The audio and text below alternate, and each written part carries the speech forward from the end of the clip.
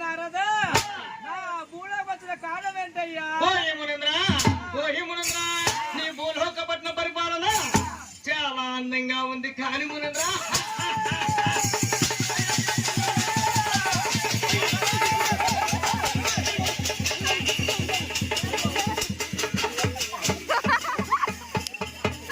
నారదా ఏ నారదా నారదా నా భూలోక పట్ల పరిపాలన అంతా బాగుండేవి కానీ అన్నావు. కానీ సందేశం ఏంటయ్యా? నేను కాదు